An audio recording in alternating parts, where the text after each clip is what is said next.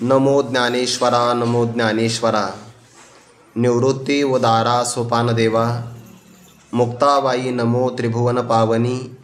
आद्यत्रय जननी देवांची जयांचे केलिया स्मरण।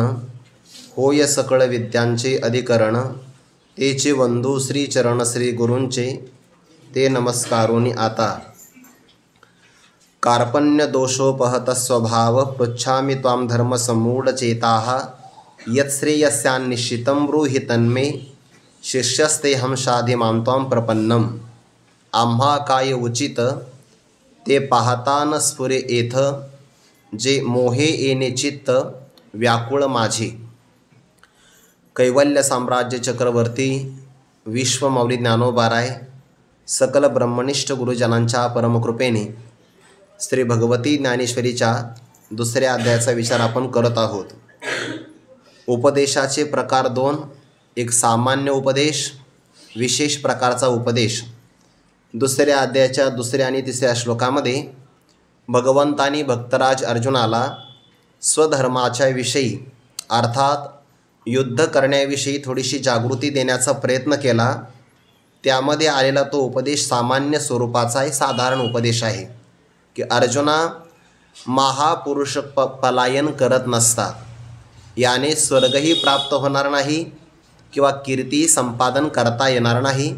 म्हणून अंतःकरणामध्ये जो काही क्लिबतेचा भाव निर्माण झाला याचा परित्याग करावा। तुझ्या ठिकाणी असं पलायन दैन्यभाव प्राप्त होणं युक्तिसंगत नाही किंवा योग्य नाही। आणि हृदयाच्या ठिकाणी आलेल्या दुर्बलतेचा भाव क्षुद्रम हृदय दौर्बल्यम याचा परित्याग करून तो युद्धाकरता प्रवृत्त झालं पाहिजे, असा सामान्य स्वरूपाचा उपदेश भगवंताने दुसऱ्या अध्यायाच्या दुसऱ्या आणि तिसऱ्या श्लोकामध्ये प्रतिपादन केला। पण याचा परिणाम मात्र वेगळाच झाला। भक्तराज अर्जुन देवाला म्हणतात, देवा कथम भीष्ममहम संख्ये द्रोणम च मधुसूदन। मी भीष्माचार्य द्रोणाचार्य यांच्याबरोबर बाणांच्या माध्यमातून प्रतियुद्ध कसं करावं, कारण ते मला अत्यंत पूजनीय आहे। तुमच्या म्हणण्यानुसार युद्ध करावं तर रक्ताने माखलेले फक्त भोगच मला भोगावे लागतील, आणि माझ्या म्हणण्यानुसार युद्ध न करता भिक्षा मागणंसुद्धा मला चांगलं वाटतं आहे। पुन्हा अंतकरणातला भाव आवेश थोडासा कमी झाला आणि या दोन पक्षापैकी कोणती बाजू बरोबर आहे ते माझ्या लक्षात येत नाही। न चैतद्विद्मः कतरन्नो गौरीयो यद्वा जे एम यदि वानो जे एयुः याने वहत्वा न जिजीविषामस्ते वस्थिता प्रमुखे धार्तराष्ट्राः। या दोन गोष्टीपैकी गरीय म्हणजे श्रेष्ठ कोणती आहे ते मला कळत नाही। युद्ध करावं का पलायन करावं, किंवा तुमच्या म्हणण्यानुसार युद्ध करून भोग भोगावे की माझ्या म्हणण्यानुसार युद्ध न करता भिक्षा मागावी, या दोन्हीपैकी बरोबर कोणतं आहे हे मला कळत नाही। बरं, यदा कदाचित युद्धाला प्रारंभ झालाच तर आम्ही त्यांना जिंकून घेऊ का तेच आम्हाला जिंकून घेतील याचाही निर्णय भविष्यकाळामध्ये दडलेला आहे, तोही आम्हाला सांगता येणार नाही। पण ज्यांना मारल्यानंतर आम्हाला जगण्याची इच्छाच होत नाही असे सगळे धृतराष्ट्रपुत्र आमच्या समोर युद्धामध्ये उभे राहिले। आता नेमकं काय करावं हे काही आम्हाला समजत नाही। आता आपण जे सांगतो आहे ते देव फक्त ऐकतात, पण बहुतेक देवाच्या मनाला ही गोष्ट काही पटत नाही, हे भक्तराज अर्जुनाच्या लक्षात आलं। ऐसे अर्जुन ते अवसरी म्हणे श्रीकृष्णावधारी। परी ते मना नयेची मुरारी ऐकोन या हे जाणोनी पार्थ भ्याला। मग पुनरपी बोलो लागला म्हणे देव का चित्त या बोला देतीचे ना। इतकं चांगलं व्याख्यान मी करतो आहे आणि देव माझ्या शब्दाकडे अजिबात लक्ष देत नाही। आपल्या भाषेमध्ये आज सांगायचं ठरलं तर तुम्हाला जो प्रचलित शब्द माहिती असेल, देव मला बहुतेक इग्नोर करत आहे असं वाटलं की नाही। परमात्मा माझ्या बोलण्याकडे लक्ष का बरं देत नाही। वैकुंठवासी श्री विठ्ठल महाराज घुले बाबा पाठामध्ये सांगायचे, बुवा जेव्हा अडाणी माणसं बोलत असतात ना तेव्हा शहाणी माणसं निवांतपणाने फक्त ऐकत असतात, पण शहाणी माणसं निवांतपणे ऐकतात आणि आपणच एकटे बोलतो, याचा अर्थ आपलं काहीतरी चुकतं आहे हे ज्याच्या लक्षात येतं तोही शहाणाच असतो। म्हणून अर्जुनाच्या लक्षात आलं की आपलं काहीतरी चुकतं आहे, देवा मला कळत नाही. आणि मग उपदेशाला प्रारंभ होत असताना शास्त्रामध्ये प्रकार असा आला आहे की ज्याला उपदेश संपादन करायचं असेल महापुरुषांच्या पासून, त्याच्याकडे 2 प्रकारचे भाव असले पाहिजे. एक तर तो महापुरुषांचा पुत्र असला पाहिजे किंवा महापुरुषांचा शिष्य तरी असला पाहिजे. ज्ञान सांगत असताना या दोघांना सांगावं. जरी त्यांनी आपल्याला विचारलं नाही तरी प्रतिपादन करावं. शिष्याच्या बाबतीत आणि पुत्राच्या बाबतीमध्ये शास्त्राचीच आपल्याला आज्ञा आहे की यांनी न विचारलं तरी पण आपण यांना सांगावं.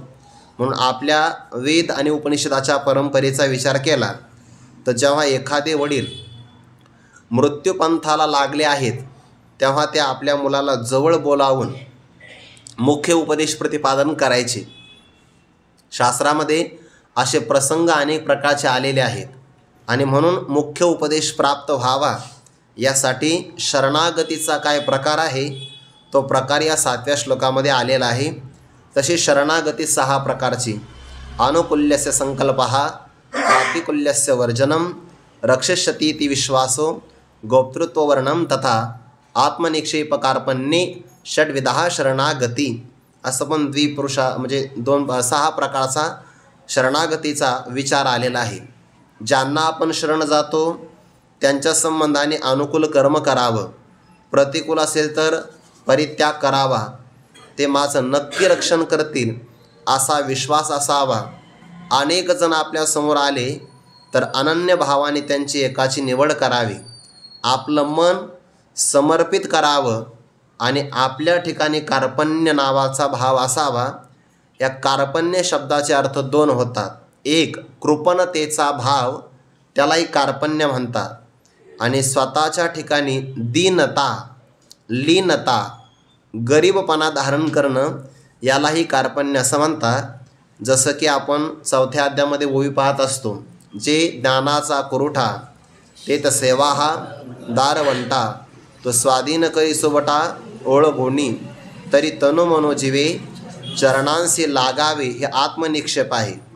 आणि अगर्वता करावे दास्य सकळ, हे अगर्वता करणं म्हणजेच कार्पण्य भाव आहे.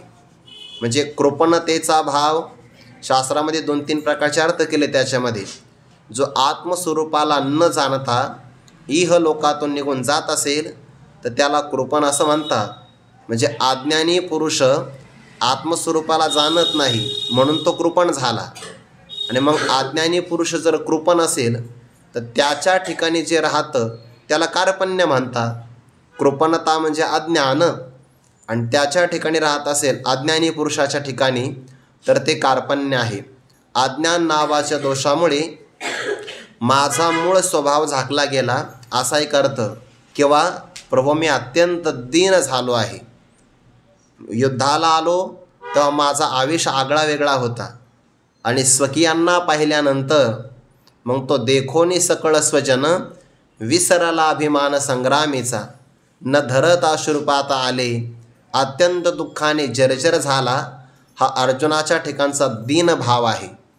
पराक्रमी असणारा उत्साही पुरुष जर दीनतेला प्राप्त झाला तर ज्ञानोबांनी त्यासाठी उदाहरण दिलं आहे. ज्याप्रमाणे एखादा राजहंस कर्दमी रूपला राजहंस, चिखलामध्ये एखादा राजहंस फसावा, गाळामध्ये अडकावा आणि मग ज्याप्रमाणे तो दीनवाना होऊन जातो तसा मी सुद्धा अत्यंत दीन झालो. असे 2 अर्थ आपल्याला घेता येतील. अज्ञान दोषाने माझा स्वभाव झाकला किंवा दीनतेच्या भावामुळे मी अत्यंत दीन झालो आणि म्हणून धर्मसम्मूढ चेताः त्वां पृच्छामि, धर्माच्या बाबतीमध्ये निर्णय न करता येण्यासारखा मी तुम्हाला विचारतो आहे. यातला आणखीन एक सूक्ष्म भाव असा आहे की भक्तराज अर्जुनाने ज्यांना विचारावं त्यांची निवड योग्य केलेली आहे. तद्विद्धी प्रणिपातेन परिप्रश्नेन सेवया उपदेक्षन्ति ते ज्ञानम ज्ञानेनस्तत्वदर्शिनः, मग अपेक्षित आपुले तेही सांगतील पुशिले. ओवीचा शब्दच असा आलेला आहे. जे आपल्याला अपेक्षित असतील अशा प्रकारचं उत्तर ते नक्की देतील, सांगतील. कारण सांगण्यासाठीच ते आलेले आहेत, पण त्यांना आपण विचारलं तर पाहिजे. बऱ्याचदा काही लोकांना महापुरुषांचा सहवास सानिध्य प्राप्त होतं, महापुरुषही निवांत असतात, यांनाही वेळ भेटतो, मग विचारलं चांगलं पाहिजे की नाही. पण ते विचारत असताना मात्र भलतंच विचारतात, बाकीचंच विचारतात, सगळं अध्यात्मातलं काहीच विचारत नाही. भागवतामध्ये नेमी नावाच्या जनक राजाने यज्ञाला प्रारंभ केला, 11व्या स्कंदामध्ये कथा आली आहे. आणि नवयोगेश्वरांचं आगमन झालं. तिथं श्लोक आला, दुर्लभो मानुषो देहो देहे नाम क्षणभंगुरः तत्रापि दुर्लभम मन्ये वैकुंठ प्रिय दर्शनम. देहाचा विचार केला तर मनुष्य देह दुर्लभ आहे, आणि त्यातही पुन्हा ज्यांचं परमात्म्यावर प्रेम आहे किंवा परमात्म्याचं ज्यांच्यावर प्रेम आहे अशा महापुरुषांची भेट होणं तेही अत्यंत दुर्लभ आहे. आणि म्हणून त्या निमी नावाच्या राजाने विचारलं, दुर्लभ असणाऱ्या आपल्यासारख्या महापुरुषांची जर मला भेट होत असेल तर मी काय केलं पाहिजे. अतः आत्यंतिकम श्रेयम पृच्छामी भवतो नगाहा. मी तुम्हाला आत्यंतिक कल्याण कशाने होईल तेच विचारतो आहे. म्हणजे विचारण्याचा जर अवकाश मिळालाच तर महापुरुषांना कोणत्याही व्यक्तीने निश्चित आपलं कल्याण कशामध्ये होईल हे विचारावं. बाकीचे व्यावहारिक प्रश्न त्यांना विचारूच नाही, किंवा आपल्याही जीवनातले व्यावहारिक प्रसंग त्यांना सांगू नये. बऱ्याचदा आपण जर वेळेच्या अगोदर गेलो, 7 ते 9 वेळ असते ना, आणि त्या अगोदर जर आपण गेलो तर मग लोकांना असं वाटतं महाराज 2 तास पुढं बोलणारच आहे, मग 1 तास यांनी आपलं ऐकलं तर हरकत काय आहे.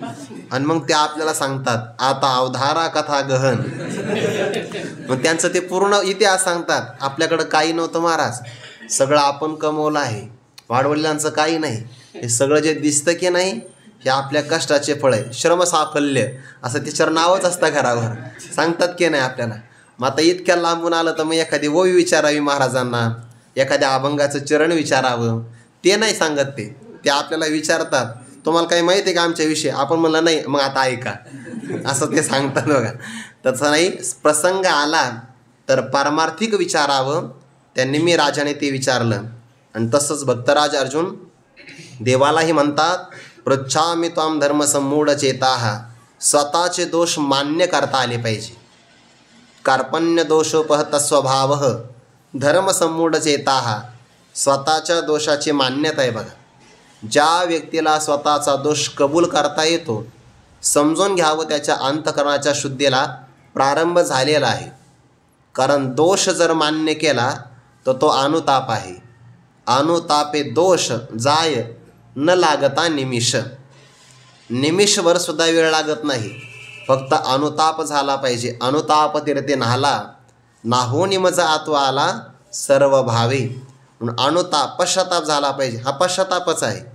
धर्मसम्मूढ चेताः कार्पण्य दोषोपहत स्वभावः.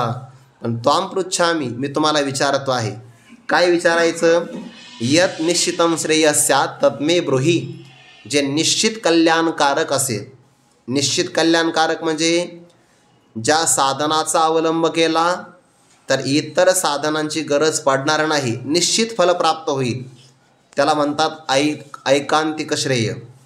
आणि एकदा फल प्राप्त झालं की फलाचा परत नाश किंवा वियोग होणार नाही, त्याला आत्यंतिक श्रेय असं म्हणतात, जे भागवतामध्ये आलं आहे. अतः आत्यंतिकम श्रेयम पृच्छामि भवतो नगाः. त्यांनी मी राजाने आत्यंतिक श्रेय विचारलं.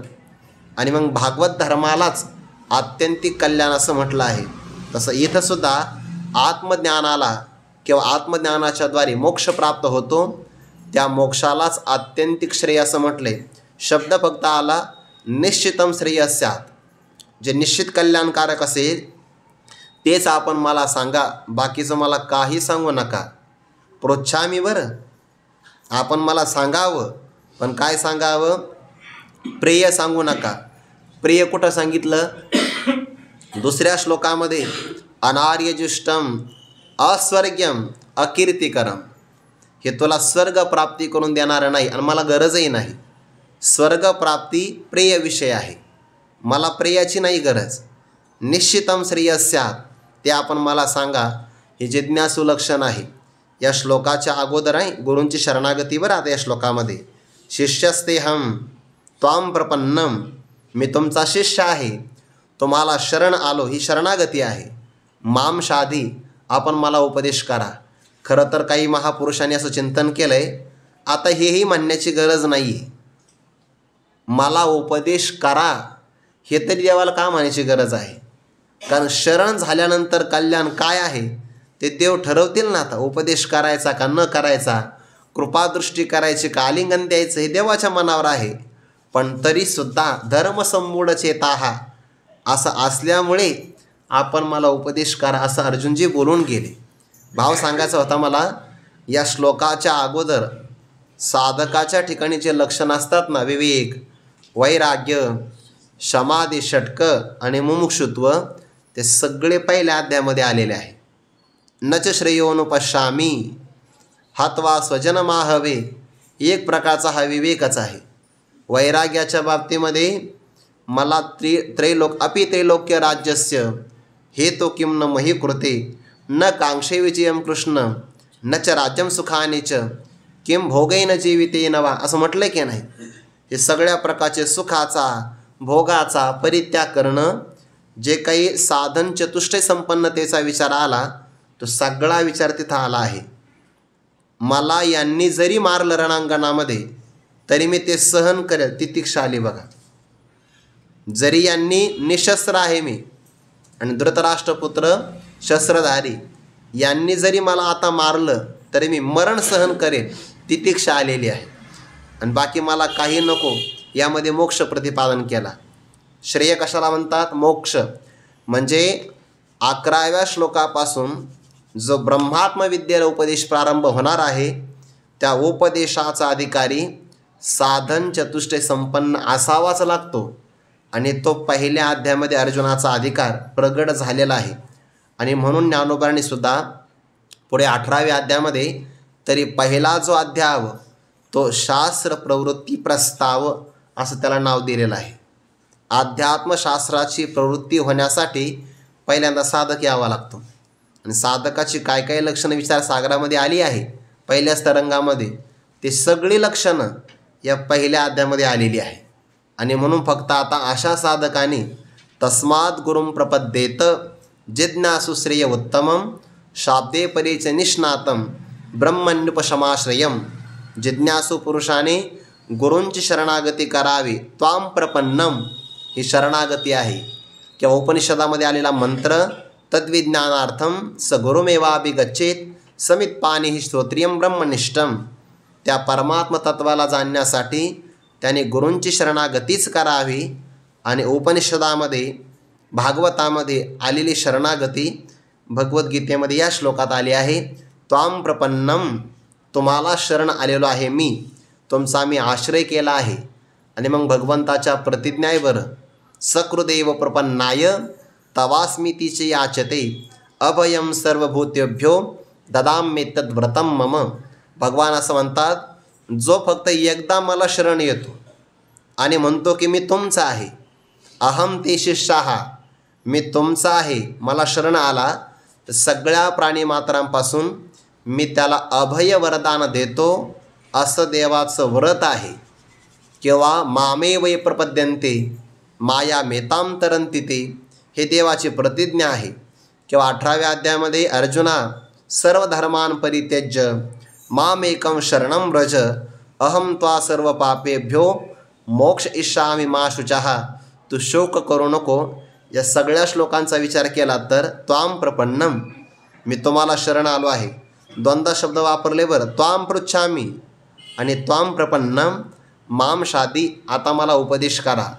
पण त्या उपदेशाचा विषय श्रेय प्राप्तीच असला पाहिजे, दुसरा नको. अशी चांगल्या प्रकारे शरणागती केल्यानंतर पुढे आणखीन एक श्लोक येणारच आहे.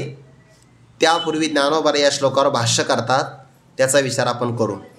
आम्हा काय उचित ते पाहता न स्फुरे येथ, जे मोहे येणे चित्त व्याकुळ माझे.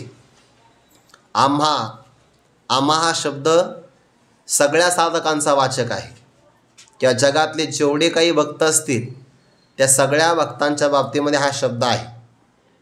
आम्हा उचित काय, आम्हाला उचित काय आहे ते पाहता त्याचा विचार बुद्धीनं केल्यानंतरसुद्धा येथ न स्फुरे, आम्हाला ते सुचत नाही. मनुष्याला कोणत्या प्रसंगाला काय उचित असेल हे त्या त्या प्रसंगाला लक्षात आलं पाहिजे. बऱ्याचदा आपली कर्म देशानुसार, कालानुसार, परिस्थितीनुसार बदलत असतात. सहसा ते आपल्या लक्षात येत नाही.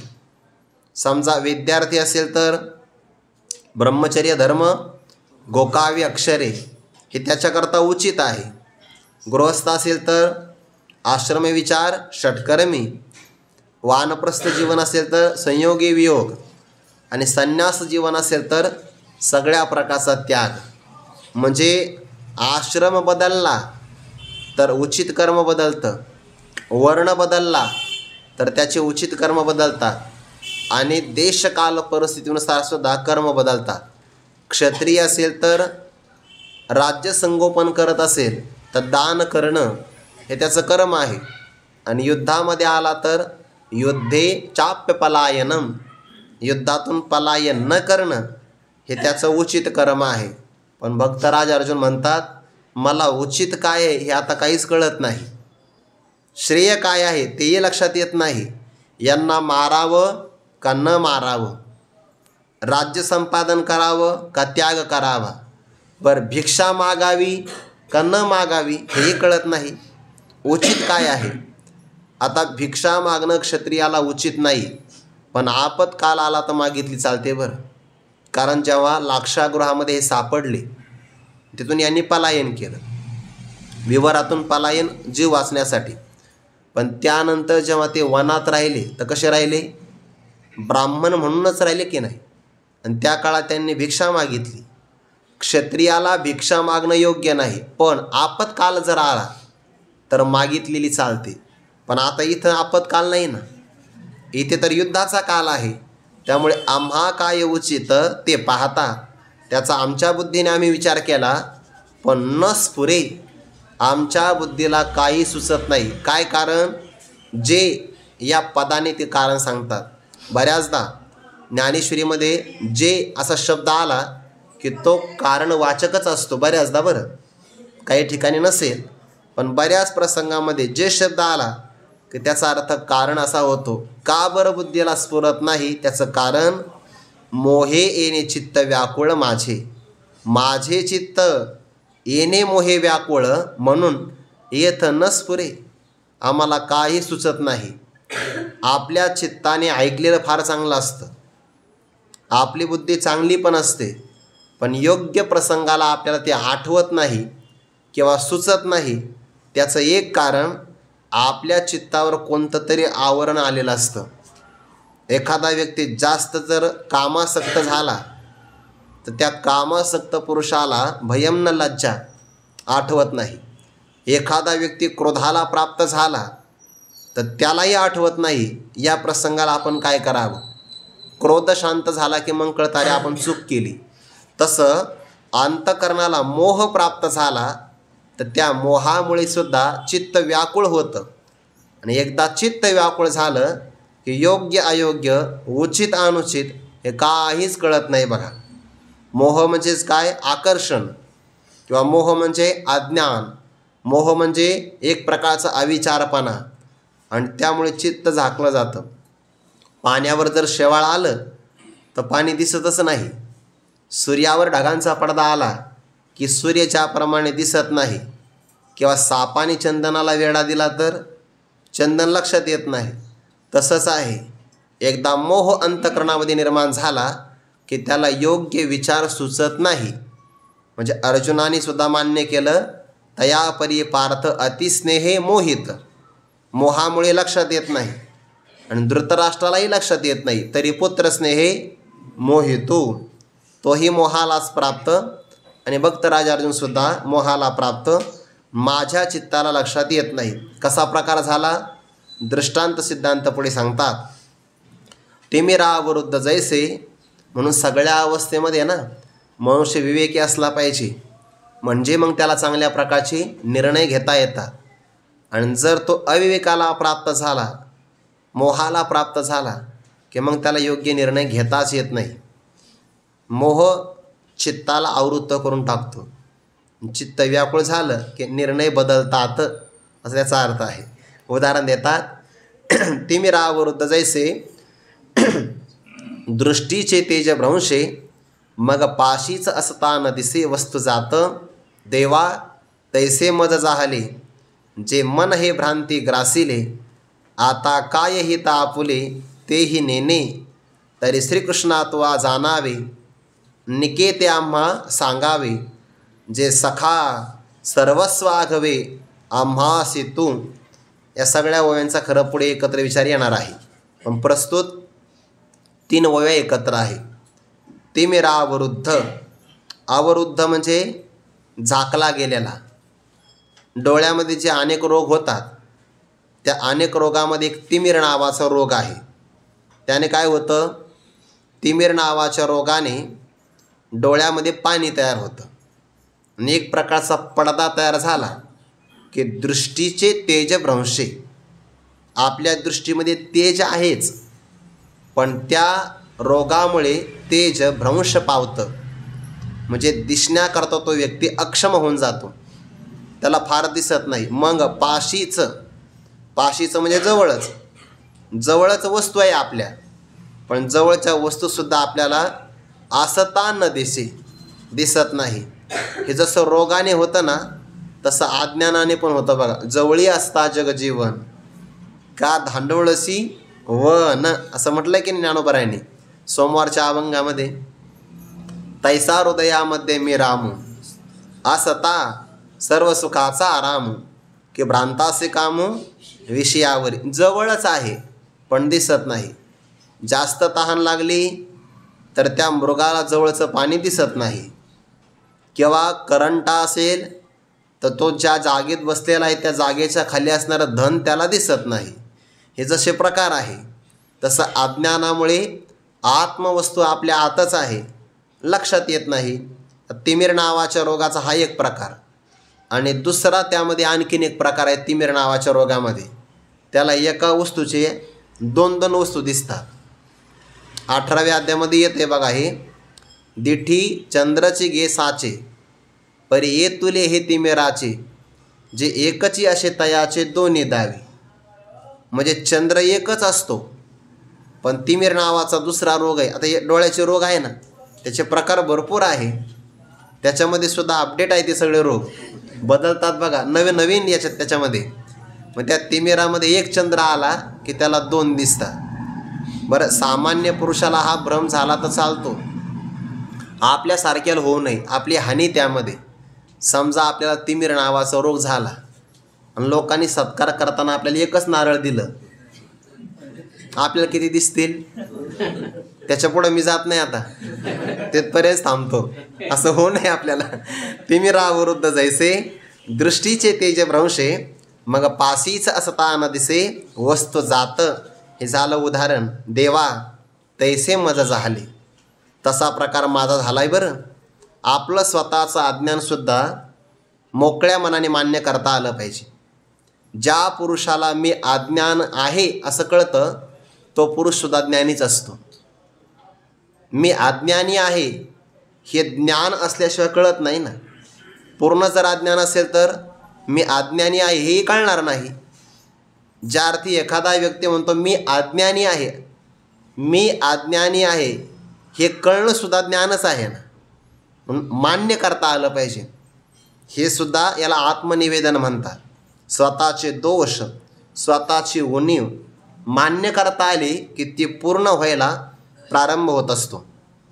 देवा तैसे मज झाले, का जे मन हे भ्रांती ग्रासिले, माझ्या मनामध्ये संशय निर्माण झाला. इथे भ्रांती शब्दाचा अर्थ होतो संशय. आता पहिल्यांदा तर म्हटलं आहे की देवा युद्धातून निघून जाणं हे बरोबर आहे, पण आता देव आपल्याला विनाकारण युद्धासाठी प्रवृत्त करणार नाहीत. देव आपल्यापेक्षा ज्ञानी आहेत. मग आता देवाचं बरोबर का माझं बरोबर, संशय निर्माण झाला. संशयामध्ये 2 प्रकार असतात. द्विकोटिक संशय म्हणतात त्याला. म्हणजे थोडक्यामध्ये पहिल्यांदा मनुष्य भ्रांतीतच असतो, नंतर संशय भ्रमामध्ये येतो. देवाचं बरोबर का माझं बरोबर, युद्ध करावं का न करावं. पहिल्यांदा तर भाव काय, पहिल्या अध्यायात नच करावं, आता करावं का न करावं म्हणजे संशयामध्ये आले आहे. आणि पुढे 18व्या अध्यायामध्ये करिष्ये वचनम तव, मी तुमच्या वचनानुसार वागणार आहे, युद्धच करणार आहे. म्हणून असे भाव मनाचे बदलत जातात. तिथं झालंय हे मन हे भ्रांती ग्राशिली, माझ्या मनाला संशय निर्माण झाला किंवा भ्रांतीनं माझ्या मनाला ग्रस्त करून टाकलं आणि त्यामुळे आता काय हित आपुले तेही नेणे, आता आपुले हित काय तेही नेणे, माझं हित कशामध्ये आहे ते मला कळत नाही. पहिल्या अध्यायामध्ये कळत होतं, कोणतं, नच श्रेयोन पश्यामी हत्वा स्वजनमाहवे. देवा मला तसं वाटतंय, येथ देवा बहुता परी पाहता, येथ ओकटे होईल झुंजता, वरी काही चुकविता लाभार्थी. युद्ध न करणं चांगलं, पण आता मात्र मान्य करतात काय हित आपुले तेही नेणे. आता देवाला अर्जुनाचं हित सांगावं लागेल. आणि हितातही 2 प्रकार, एक स्वधर्मानुसार हित सांगावं लागेल की युद्ध केलं पाहिजे, आणि आत्मज्ञानानुसार हित सांगावं लागेल की आत्मस्वरूपाचं ब्रह्मरूपाने आणि ब्रह्मतत्वाचं आत्मत्वाने ज्ञान झालं पाहिजे, ते हित आहे. असं 2 प्रकारचं हित देवाला सांगावं लागेल आणि परमात्मा ते पुढे सांगणारच आहे. देवा मला हित नाही कळत, पण तुम्हाला कळतं की नाही. जगामध्ये हित फक्त दोघालाच कळतं, दोघाला म्हणत असताना तिघाला घेऊ आपण. एक हित कळत आहे वेदशास्त्राला, दुसरं हित कळत आहे संतांना, आणि तिसरं हित कळत आहे देवाला. पण त्यात थोडेसे प्रकार आहे. श्रुतीला हित कळताना अहितापासून काढिती, हित देवनी वाढविती, नाही का श्रुती परोती माऊली जगा. मग ते झालं वेदशास्त्राचं हित.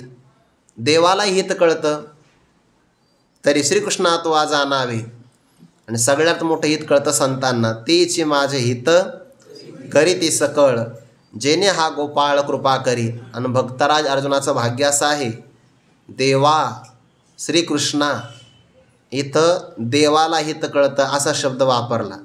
आणि पुढे तू गुरु या पदातून संत पदाने तुम्हाला हित कळतं, म्हणजे संतत्व या पदाने पण तुम्ही माझं हित करावं आणि देवाच्या भूमिकेतून सुद्धा माझं हित करावं. इतके नाते जोडलेले चांगले. म्हणून देवा तुम्ही ते जाणलं पाहिजे. तरी श्रीकृष्णा तुवा जाणावे, निके ते आम्हा सांगावे, जे सखा सर्वस्वाघवे आम्हासी तू. श्रीकृष्णा तुवा जाणावे, काय जाणावं, या प्रसंगाला अर्जुनाचं हित कशामध्ये आहे ते तू जाणलं पाहिजे, किंवा माझ्या मनाची भूमिका लक्षात आली पाहिजे. कारण जोपर्यंत समोरच्या अधिकारी पुरुषाची भूमिका लक्षात येत नाही तोपर्यंत वक्त्याला उपदेश करता येत नाही. त्या लहान मुलाचा अधिकार आईला कळावा लागतो. नाही तर मग आई म्हटली की जेवढा घास मला घेता येतो तेवढाच मी मुलालाही भरवेल, तर चालणार नाही ते. मग आईने काय विचार करावा, बाळ जे जीव विजय, ते एक घास विसाठ आहे की जे, घास एक विसाठ आहे. आपल्या हातातलं एक घास 20 ठिकाणी वाटावा, भाग करावे आणि मग मुलाला भरवावे. मग ती आई मुलाच्या अधिकाराचा विचार करते आणि त्याला पचेल, मानेल किंवा त्याला तो प्राशन करता येईल एवढा लहान आकारातला घास त्याला भरविते. तसं श्रीकृष्णा तू आज आणावे. देवा तसं तू जाणलं पाहिजे की हा अर्जुन आता कोणत्या मनोभूमिकेतून आहे, किंवा क्षत्रिय रूपाने याचं हित कशामध्ये आहे, किंवा साधकीय भूमिकेमधून या अर्जुनाचं श्रेय कशामध्ये होईल ते जाणावे. आणि जे त्यातलं निके म्हणजे चांगलं असेल ते आम्हाला सांगावे. बाकीचं आम्हाला काही सांगू नको.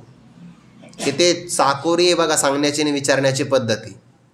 देवा तू जाणावं, सगळं जाणावं, आणि त्या सगळ्या जाणलेल्या प्रकारातून जे चांगलं असेल तेच आम्हाला सांगावं. म्हणजे काय, थोडक्यामध्ये एका फलाच्या प्राप्तीकरता जर आपल्यासमोर अनेक साधनं आले असतील तर त्या अनेक साधनांपैकी जे चांगलं असेल त्याची निवड तुम्ही करावी. उदाहरण देतो म्हणजे लक्षात येईल. आपल्याला एखाद्या गावाला जायचं आहे, मग त्या गावाला जाण्यासाठी मार्ग सगळेच असतात. एक आपला राजमार्ग, रस्ते महामार्ग, जलमार्ग तोही आहे, लोहमार्ग आणि सगळ्यात मोठा आकाशमार्ग. हे सगळे मार्ग आहे की नाही. पण मग समोरच्या अधिकाराचा विचार केला पाहिजे की याला कोणत्या मार्गाचा प्रवास झेपू शकतो आणि परवडू शकतो. मग त्यानुसार त्याला तिकीट काढून दिलं पाहिजे. हे जसं व्यवहारातलं आहे तसं देवा, ज्या कारणामुळे माझी मनःशांती होईल, मला पाप लागणार नाही, तुमचाही वियोग होणार नाही, स्वर्गाची किंवा उत्तम गती प्राप्त होईल, निके ते आम्हा सांगावे. जे चांगल्या प्रकारचं असेल ते आम्हाला सांगावं. म्हणजे मग अर्जुना, तुम्हालाच का बरं विचारतो? कारण सखा सर्वस्व आघवे आम्हासी तू. ज्याचा आणि आपला प्राण एक असतो त्याला सखा म्हणतात, किंवा जो निस्वार्थ भावाने प्रेम करतो त्याला सखा असं म्हणतात. बरं, एकच प्राण आहे दोघांचा, शरीर भिन्न आहे. ते आता वाक्य वापरू नये, पण गुरुवारे बाबा वाक्य सांगत असतात ना, ते डॉक्टर बाबांचंच वाक्य. मला वजन नाही टाकायचं, पण आता आलंय ते वाक्य, आठवलं मला. We are two friends, two bodies but one heart असं म्हणतात ते. म्हणजे आम्ही दोघे मित्र आहोत, दोन शरीर आहेत, पण आमचं हृदय एकच आहे. आमचं हृदय एक, त्याला म्हणतात सखा. जो निरपेक्ष प्रेम करतो, देवा पहिल्यांदा तो माझा सखा आहे. आणि 11व्या अध्यायामध्ये सखे ते मत्वा प्रसवम यदुक्तम. देवाशी सगळ्यात जवळचं नातं कोणतं? हेच नातं सखा, सगळ्यात जवळचं. त्याहीपेक्षा पुढं सर्वस्व. जर देवा आमच्या जीवनातून तू वजा केला, आमचं काय राहील? तुझंशी अंतराय होईल, मग सांगे आमची काय उरेल? तेने दुःखी हे फुटेल तुझं विन कृष्णा. म्हणून तो आमचं सर्वस्व आहे. जया ऐसे लाभे तरी जिने एरवी मरण. काही काही भक्तांच्या जीवनामध्ये असा प्रसंग आला, देवाची भक्ती घडत नाही, प्राणत्याग. याला म्हणतात सर्वस्व. तू आमचा सखाई आहे, सर्वस्व आहे, आणि आम्हाशी तू आघवे. तुमच्यासोबत आमचं सगळं नातं आहे, सगळं मित्रत्वाचं आहे, भक्तापणाचं आहे, सगळे नाते देवाशी जोडले. कोणता कोणता उल्लेख पुढच्या ओळीमध्ये येतो आहे. तू गुरु, बंधू, पिता, तू आमची इष्टदेवता, तूची सदा रक्षिता, आपदी आमुते. पराकोटीचा भाव आहे हा भक्तीतला आणि समर्पणातला पराकोटीचा. याच्या पलीकडे कोणताही भाव नाही. मग भक्ती क्षेत्रामध्ये एवढी नातं असे देवाशी एवढी नाते असावी. ते देवाने काल्याच्या प्रसंगात म्हटले बघा, याल तरी यारे लागे. लागे म्हणजे संबंध.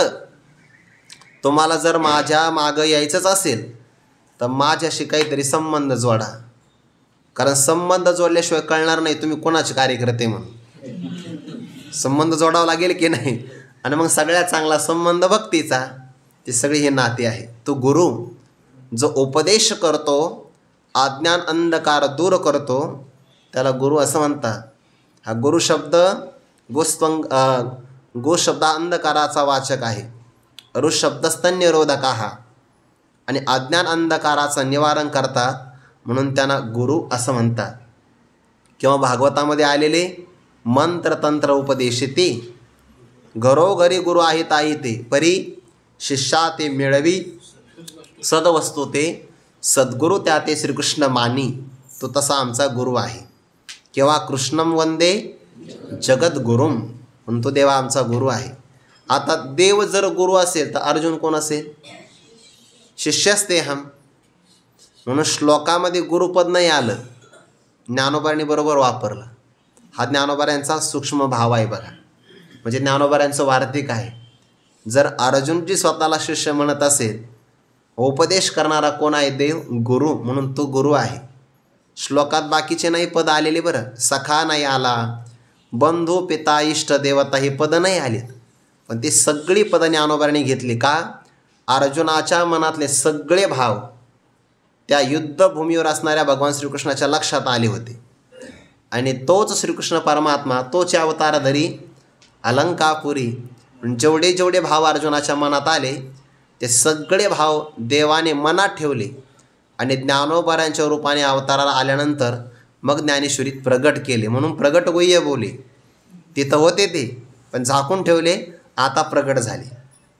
तो गुरुबंधू पिता जो बंधनातून सोडवतो त्याला बंधू असं म्हणतात. फेडिता बंधनाचा ठावो तो जगदबंधू ऐसा भाऊ धरो ओळगे उवाव तुझ्याचे अंगी. असा तू आमचा बंधनातून मुक्त करणारा बंधू आहे आणि पिता शब्दाचा पालन करणारा आमचा तू. किंवा परमात्मा सगळ्या जगाचाच पिता आहे ना. पितामहस्य जगतो माता धाता पितामह. तो आमचा पिताही आहे. तो आमची इष्ट देवता. इष्ट म्हणजे प्रियतम, जिच्यावर आपण अत्यधिक प्रेम करतो त्याला इष्ट देवता असं म्हणतात. आपल्या जीवनामध्ये एक इष्ट ग्रंथ असावा की ज्या ग्रंथावर आपलं सर्वात जास्त प्रेम असावं, त्याला इष्ट ग्रंथ म्हणतात. इष्ट संत असावे, इष्टमंत्र असावा, इष्टदेवता एक असावी की जी आपल्याला सगळ्या प्रसंगामध्ये आठवली पाहिजे. आणि देवा आमच्या बाबतीमध्ये बाकीच्याही देवाची आम्ही पूजा करतो नाही असं नाही, पण इष्ट म्हटल्यानंतर एकच आलं. इष्ट म्हणल्या की त्याच्यामध्ये अनन्यता आली. बाकीच्या जेवढं इष्टावर प्रेम आहे तेवढं बाकी देवतेवर नाही. तो आमची इष्ट देवता तोची सदा रक्षिता आपदी आमुते.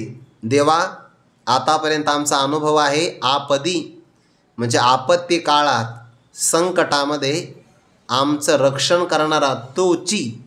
पण एका काळात नाही हा, सदैव. भगवंताने सदैव अर्जुनाचं रक्षण केलेलं आहे, सदैव. बरेच प्रसंग आपल्याला आठवतात. त्या दुर्योधनाने असा विचार केला होता, हे पांडव आपल्यापेक्षा जास्त बलवान झालेत, पराक्रमी आहे आणि प्रजेचं सगळ्यात मोठं प्रेम यांच्यावरच आहे. ज्याला प्रजेचं प्रेम मिळतं तो युवराज आणि राजा होत असतो. जर पांडवांना प्रजेचं अनुमोदन किंवा प्रेम मिळालं तर निष्कंटक हे राजे होतील आणि त्याला ते नको होतं. मग त्याने एक सुंदर महल तयार केलं, वारणावर्त नावाचा भाग, आणि त्यामध्ये काही उत्सव व्हायचा वर्षाचा.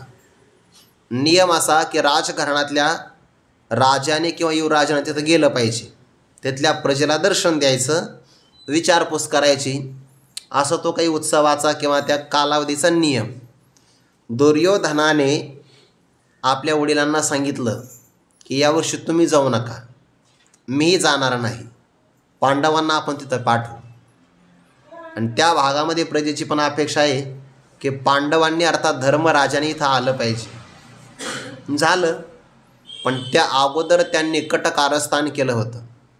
इतका सुंदर राजवाडा तयार केला होता काही दिवसामध्ये, पण तो करत असताना भिंतीवरून दिसायला सामान्य, आतून मात्र सगळे ज्वलनशील पदार्थ वापरले.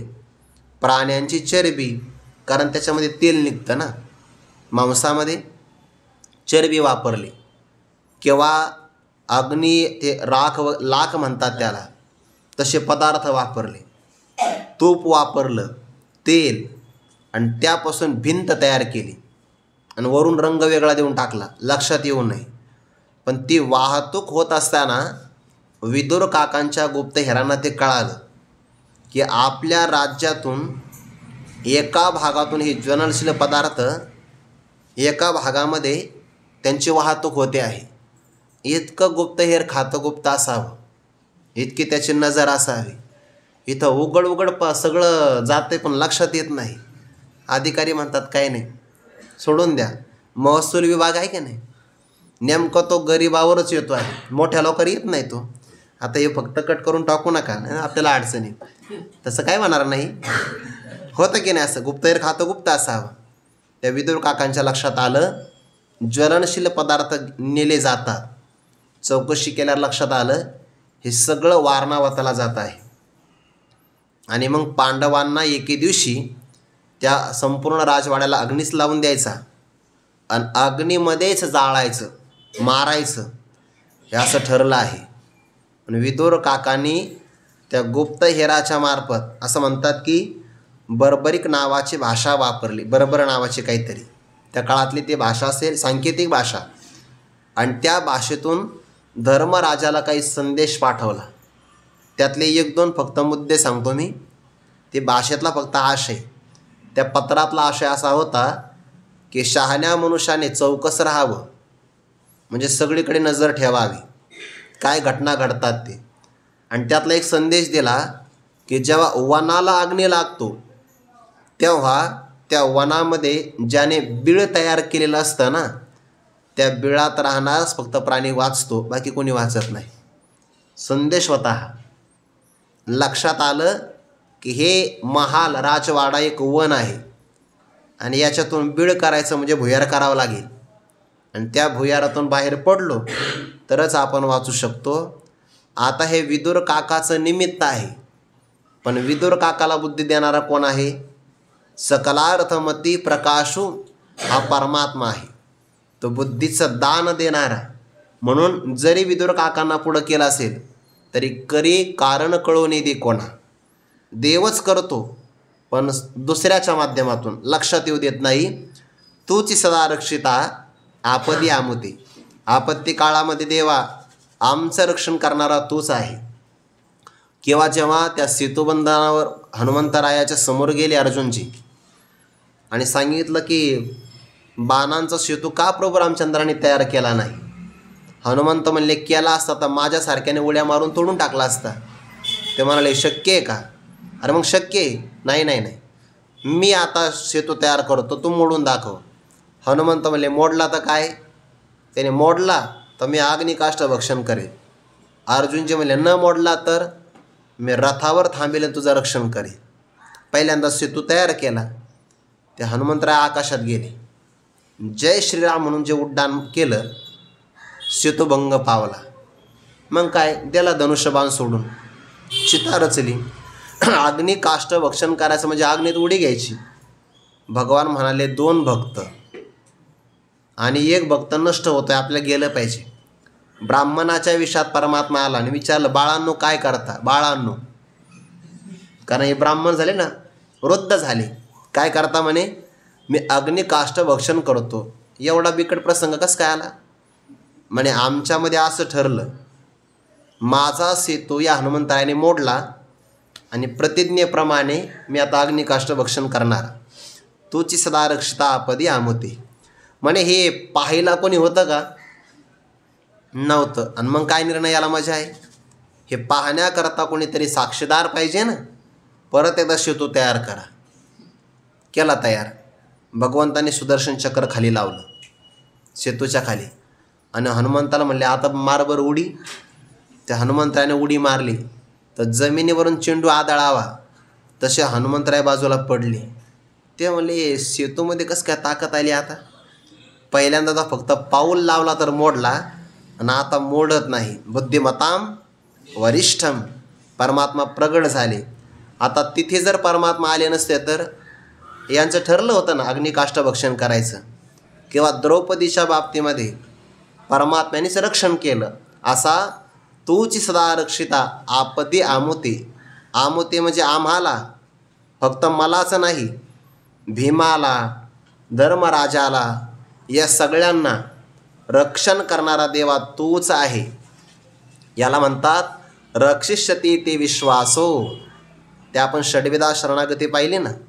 त्या षड्विधा शरणागतीमध्ये हा एक प्रकार आहे की परमात्मा आमचं रक्षण नक्की करेल आणि गोप्तृत्व वर्णम तथा आमचं पालन करणारा निवड देवाची करता आली पाहिजे. जे सका सर्वस्व आगवे आम्हा सेतू, यातून गोप्तृत्व वर्णम तथा हे स्वीकारलं आहे. आणि पुढे तूची सदा रक्षिता आपदी आमुते, याचा अर्थ रक्षिष्यती ते विश्वासाहा. त्या 6 शरणागतीचे प्रकार या सगळ्या ओव्यामधून प्रकट होऊ शकतात. शरणागती केली देवा तू जर रक्षण करणारा आमचा आहे तर आता काय करावं? आमचा अव्हेर करता कामा नये. आणि कसा अव्हेर देवाने आमचा करू नये याकरिता पुढे उदाहरण देणार आहे. तो विचार आपण उद्या करू.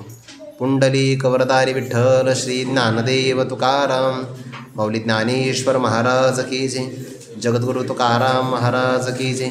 सद्गुरु जोग महाराज की जय.